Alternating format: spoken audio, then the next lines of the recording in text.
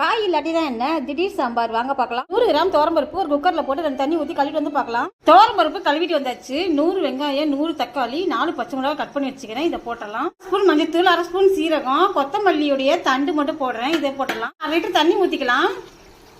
கொஞ்சம் பெருங்காயம் போட்டுக்கலாம். ஒரு முறை மிக்ஸ் பண்ணி விட்டுக்கலாம். இப்போ குக்கர் மூடி போட்டுடலாம். 3 விசில் வரட்டும், வெயிட் பண்ணலாம். குக்கர் 3 விசில் வந்துருச்சு. ஏர்லாம் போயிடுச்சு. திறந்து பார்க்கலாம். பருப்பு நல்லா வெந்துருச்சு. கரண்டி வேறு மத்தியில் நல்லா மசிச்சு விட்டுக்கலாம். கடாய் அடுப்பில் வச்சு 2 ஸ்பூன் எண்ணெய் ஊற்றிக்கிறேன். எண்ணெய் காஞ்சிருச்சு. 1/2 ஸ்பூன் கடுகு உளுந்து போட்டலாம். கடுகு உளுந்து பொரிஞ்சிருச்சு. ஒரு மினிமம் சைஸ் வெங்காயம் பொடிசாக கட் பண்ணி வச்சுக்கிறேன். 5 பூண்டு தட்டி வச்சுக்கிறேன். ஒரு கொத் கருவேப்பிலை. இப்போ இதெல்லாம் எண்ணெயில் போட்டு நல்லா வதக்கிக்கலாம். வெங்காயம் பூண்டு நல்லா வதங்கிடுச்சு. நம்ம கடைஞ்சி எடுத்து வச்சிருக்கிற பருப்பை இதில் ஊற்றிடலாம். கொஞ்சம் தண்ணி ஊற்றிடலாம். ரொம்ப திக்காக இருக்குது.